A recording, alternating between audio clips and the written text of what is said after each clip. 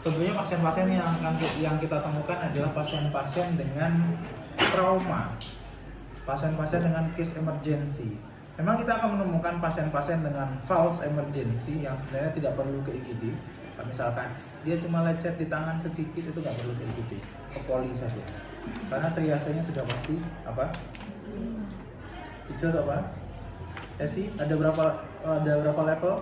5. Kemudian masuknya di level Esi level 5. Oke, yang pertama adalah penggunaan stetoskop. Itu harus dipastikan. Setiap pemeriksaan pasien wajib paham stetoskop. Pemeriksaan fisik sudah di semester 1 ya? Ada berapa posisi yang kita lakukan? Gimana? Lama-lama begini. Ada di mana saja posisinya? Di mana saja? Di bagian sini. Namanya apa? Bagian sini namanya apa? Bagian sini namanya apa? Bagian sini namanya apa? Sini apa? Sini apa? Dua lagi pemeriksaan sini. Itu akan keluar karena kita cukup survive, cukup bersaing dengan dokter. Biasanya dokter cuma pegang yang ini, kita lebih konferensi. Tapi yang kurang di kita adalah kita tidak tahu interpretasinya apa. Kita ngecek jantung, soal ngecek jantung bingung interpretasinya apa. Sudah cek auskultasi, sudah. Hasilnya apa? Nggak tahu. Foto nih anggo stetoskop. Ya. Foto Instagramnya gitu ya, bio pakai stetoskop. Ngerti orang-orang. Tanggung jawab dengan foto sendiri ya. Oke, kemudian selanjutnya adalah yang pertama adalah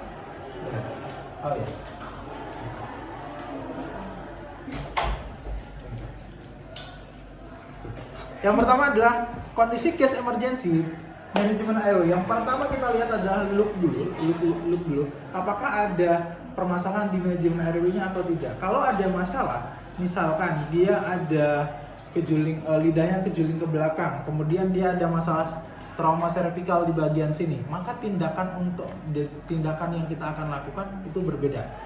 Yang pertama, kalau dia tidak ini non trauma dulu ya, tidak ada trauma di bagian leher, di bagian servikal maksud saya, bukan leher ini servikal sebelah sini. Tidak ada servikal, kita menggunakan head till chin. Jadi untuk mengambilnya seperti ini, hanya untuk membuka jalur nafasnya saja. Ya, head itu kepala, chin lip itu sebelah ini. Angkat dulu tekan bawah. Hanya untuk membuka. Kemudian selanjutnya, kalau dia ada masih trauma dulu, non trauma dulu ya, sebelum ada trauma servikal dulu. Kemudian selanjutnya ada chin lip. Chin lip itu ini kita buka saja, seperti ini. Chin lip seperti ini, tinggal dibuka saja. Tergantung kasusnya. Kasusnya kalau hanya kita untuk membuka seperti ini, untuk melihat saja, dia tidak ada masalah, it's okay. Kemudian selanjutnya, kalau lidahnya kejuling belakang tanpa non alat, kita gunakan namanya cross finger. Cross finger itu, ini tangan kita buka seperti ini. Tangan yang paling panjang, jari yang paling panjang itu yang kita gunakan. Jadi, ini sebelah sini, lepas seperti ini. Kemudian kita ambil atau kecil banget ya. Seperti ini kita ambil buat ini lidahnya ya, kita ambil. Ini kita buka, kemudian kita angkat lidahnya seperti ini. Pakai jari. Jari yang paling panjang. Paling panjang. Ya, jari. Nah, Iya. Masakin sama teman. Ya, gitu ya. Kalau itu lidahnya kejuling ke belakang. Kemudian sekarang kalau terjadi ada tanda-tanda trauma di belakang atau di bagian servikal, maka yang kita gunakan adalah jaw truss itu adalah di sini bagian mandibula, anulus mandibula. Kita angkat seperti ini. Kemudian kita lehernya kita tekukan seperti ini, kita angkat seperti ini. Kita dorong ke depan, ini kita tarik seperti ini. Fungsinya gimana? Fungsinya untuk kita patenkan jalan nafasnya. Sebelum dilakukan jaw truss, kalau terjadi trauma harus diberikan cervical collar dulu sebelah sini. Ya, neck collar atau cervical collar itu di materi apa tuh ya? Ada nggak materinya? Stabilisasi. Stabilisasi, ya.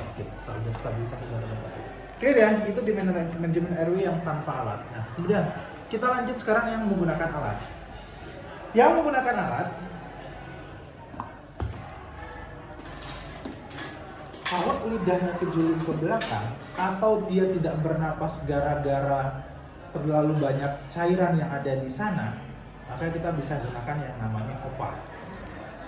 Ya. Atau pada pasien-pasien yang gigit jari lagi. Gigit lidah atau gigit giginya sendiri. Jadi kalau itu pada biasanya pasien-pasien dengan satu stroke kejang, kemudian pasien-pasien mengalami shock bagian anafilatik, shock yang diakibat oleh bakteri dan virus, itu biasanya akan gigit giginya sendiri dan cairannya akan banyak menumpuk di situ. Nah, kita akan menggunakan yang namanya OPA, oropharyngeal airway. Caranya gimana? Caranya yang pertama adalah kita ukur terlebih dahulu dari ujung telinga, dari ujung apa? Daun telinga sampai kepada mulut. Seperti ini, sampai kepada ujung mulut sebelah sini. Kalau ini masih kurang, berarti ini masih kekecilan. Kita cari yang lebih besar lagi. Nggak ada. Kekecilan. Ya, anggaplah ini sama ya. Alatnya mungkin sedang dipakai sama yang lain. Iya. Oke, caranya adalah ini seperti ini, masuk ke atas terlebih dahulu ke langit sebelah sini. Kemudian kita putar 180 derajat mengikuti kan nggak masuk dia, lidahnya terlalu bawah ya, anggap sisi nggak boleh ya, seperti ini. Seperti ini, angkat, kemudian saya putar seperti ini. Dah. Sorry, saya lupa tadi, sebelum saya lebih lanjut, terlebih dahulu tahap berinteraksi ya. Jadi tapi tidak terlalu lama dan perkenalan. Jadi alat sudah kita siapkan, cuci tangan, saya sudah cuci tangan, kemudian kita menggunakan handscoon. Jangan sampai kelupaan. Nah, setelah menggunakan handscoon, tidak usah lama-lama, mohon izin Bapak, saya Wawan, saya akan melakukan pemasangan OPA supaya Bapak bisa bernapas dengan lebih lega. Jangan tanyakan ada pertanyaan atau tidak. Di IGD pasienmu sudah mangap-mangap, ada pertanyaan atau tidak Pak? Gendang, aku ditolongi gitu ya. Ya. Dilihat catatan medis pasiennya. Secara perkenalan tidak terlalu lama, kecuali mungkin kalau Anda di bangsal gitu ya, terlalu pengenalan dari A sampai Z gitu, kenal sama keluarganya, pasien merasa lebih nyaman, tahap berinteraksi. Kalau di GD langsung sampaikan, tindakan segera. Oke, ini yang menggunakan OPA. Cara ngangkatnya ya tinggal diangkat aja, selesai. Clear. Kemudian selanjutnya ada istilah, ada namanya NPA, nasopharyngeal airway. Nasopharyngeal airway digunakan kapan? Digunakan ketika pada kondisi-kondisi pasien trauma inhalasi. Trauma inhalasi contohnya gimana? Pada pasien-pasien yang mengalami luka bakar, kebakaran gitu ya, luka bakar di tangan atau di bagian mulut dan segala macamnya. Karena agak susah untuk bernapas, maka kita gunakan yang namanya NPA, nasopharyngeal airway. Nah, nasopharyngeal airway ini alatnya disposable itu sekali pakai. Yang pertama sudah kita cuci tangan dan lain sebagainya. Kemudian sekarang langsung saya kepada tahap pemberian. Di tahap pemberian ini tinggal kita masukkan sebenarnya. Gunakan lubang hidung yang sebelah kanan. Prioritas sebelah kanan. Kenapa kok sebelah kanan? Karena lebih cepat masuknya. Kemudian untuk masuk ke dalam paru-paru itu pakai yang lubang sebelah kanan lebih cepat masuknya lubang kalau kita lihat secara anatominya. Caranya gimana? Mohon izin Bapak Ibu, saya masukkan NPA. Nanti agak sedikit tidak nyaman, tapi ini harus dimasukkan, mohon ditelan saja, mohon diterima. Nah, kalau sudah seperti ini boleh kita pasang oksigen di sini. Kalau dia tidak masuk, kalau dia tidak bisa nafas dengan normal. Karena apa? Karena dia di bagian hidungnya ini kan kalau trauma inhalasi bisa saja tertutup oleh entah itu upil, rendil dan segala macamnya. Itu tujuannya kenapa trauma inhalasi. Sekarang pertanyaan, oke, nanti pertanyaan selanjutnya. Nah, itulah yang menggunakan MP atau nasofaringeal aerobik. Dia yang Pak Cabut. Ini sifatnya tidak lama, hanya beberapa jam saja selama di. Jadi kalau sudah masuk bangsal udah nggak kamu lagi. Oke, kemudian satu lagi.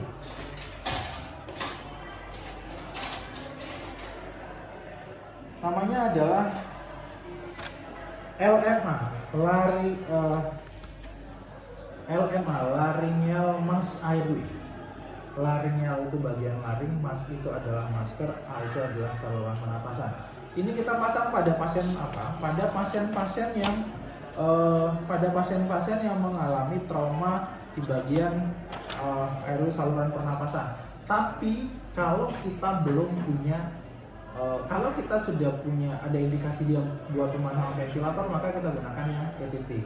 Kalau yang dia kalau dia SpO2-nya masih aman, kemudian masih bisa membaik, tapi saluran napasnya tertutup di bagian apa namanya epiglotisnya, maka kita gunakan yang LMA maksud saya. Ya. Nah, cara menggunakan LMA bagaimana? Cara menggunakan LMA ini tanpa menggunakan obat-obatan. Kalau ETT kan harus menggunakan terapi farmakologi dulu. Kalau yang ini yang tanpa menggunakan, tinggal kita pasang saja. Nah, cara persiapannya bagaimana? Cara persiapannya dilihat ukurannya. Ini nomor 3. Nomor 3 itu dilihat dari sebelah sini. Jadi diukur dari sebelah sini kepada bagian melewati harus ini kekecilan ya. Melewati bagian lubang sebelah sini, dia ngelewat di bagian sebelah sini, di kedepankan bagian sebelah sini. Biasanya 3,3 ke bagian depan mulut sini diukur mulai dari belakang telinga sampai sini. Ya. Itu masih kecil. Nah, caranya bagaimana? Caranya melihatnya adalah yang pertama, ini kita cek terlebih dahulu apakah ini bocor atau tidak. Jadi ini bagian balonnya sebelah sini, pilot balon ya, pilot balon. Apakah ini bocor atau tidak? Kalau masih kebuka seperti ini ya, kita coba kosong keringkan. Dikeringkannya berapa? Kalau ini 3, maka 30 cc. Kalau ini 4, maka 40 cc. Kalau ini ukurannya 5, maka gunakan 50 cc. Oh, atau ini kurang dari 20. Nah, ada pasien dengan ini kayaknya pasiennya udah beratnya kayaknya ini pasiennya sekitar 70. Ini ada di keterangan di sini ada 30 sampai 50 kg. Ini nggak bisa kosong karena nampaknya ini bocor. Tapi it's okay, kita coba gunakan untuk praktek ya. Harusnya dikosongkan terlebih dahulu. Ini semuanya dikosongkan sampai benar-benar dia kosong seperti ini. Kalau sudah, kita pakaikan gel.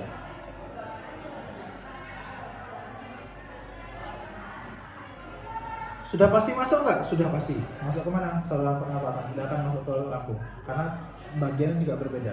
Kalau lambung kan kalau dia masuk lambung nanti ada lubang sebelah sini. Ya. Tinggal dimasukkan saja. Sorry ya, ini di video. Iya, Pak. Ini pantengnya yang rusak. Ya, ini tinggal dimasukkan.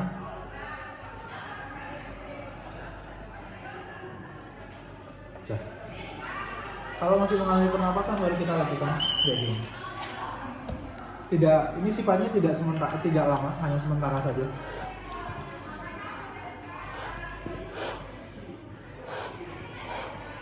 Coba cek di sini, masuk deh. Harusnya masuk.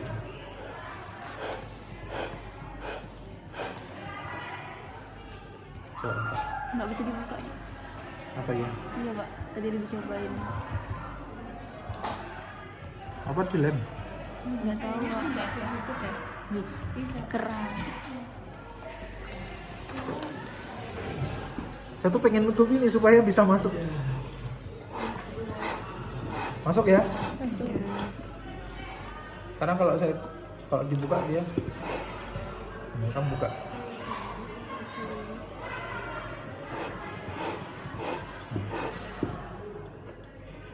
Ini kosong loh, bukan yang ke lambung, yang buka ke dia ke paru. gitu. Jadi kalau biasanya di lapangan susah untuk menemukan ventilator ya pakainya yang LM. Tapi ini hanya beberapa jam saja untuk membantu pernapasannya bisa sampai selesai. Kalau anda terjadi ambulan dan segala macam pakainya LMA, langsung pasang LMA begini langsung. Pasien-pasien yang mengalami juga apa? Pasien-pasien yang mengalami desaturasi dengan cardiac arrest atau henti jantung bisa menggunakan yang LMA. Oke, ada pertanyaan sampai di sini? Yang menggunakan alat? Ada lagi? Alat-alatnya yang belum disebut siapa? Apa? Cuman itu. Sudah? Cukup ya? Oke. Kemudian selanjutnya adalah masih di manajemen airway sebelum saya ke breathing. Masih di manajemen airway. Di manajemen airway selanjutnya adalah pasien-pasien yang mengalami kesedak atau kesedak itu apa ya? Keselak gitu. Keselaknya tapi pernah lihat anak kecil yang keselak bakso? Nah, Belum pernah di video banyak ya.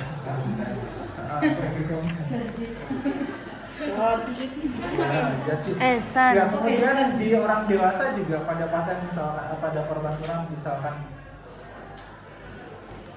biasanya sih keselak bakso ya, bakso yang ada dia susah buat. Atau biasanya kalau ke IGD datangnya yang dengan pasien tulang ikan kayak gitu disebutin terus mantannya lewat gitu, langsung keselak ini mantan mas?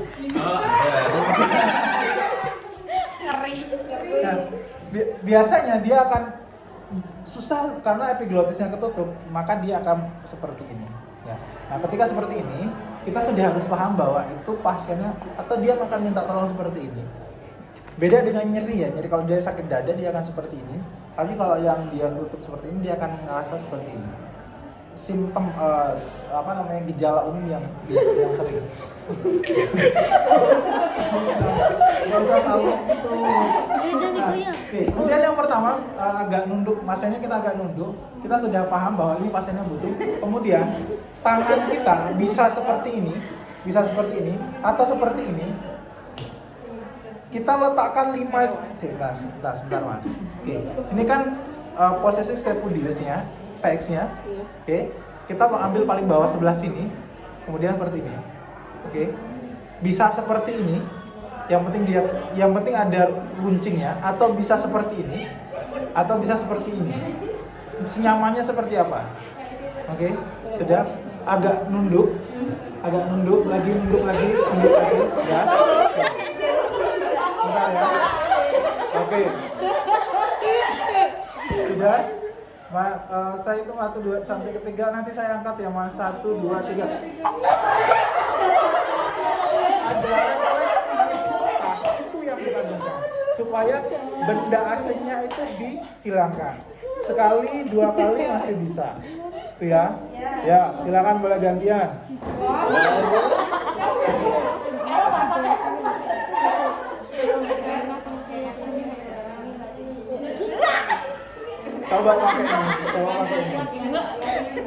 Coba pakai ini. Dia gantian dia. Bentuk kambing. Bukan deh di bawah PX ini. Ujungnya itu kamu ambil 5 jari sebelah situ. 5 ini. 5 jari kamu tempel situ, kamu ambil paling bawah. Nah, kamu ambil situ. Jadi di antara sini. Ya, sit. Ulu hati, Wak. Bawa ulu hati. Kalau pada orang normal biasanya akan mengalami menahan perutnya supaya nggak ini. Tapi kalau orang sudah kenyang, tolong jangan ditahan perutnya. Biar dia bisa muntah. Ya, ya. Oke, kemudian masih lagi.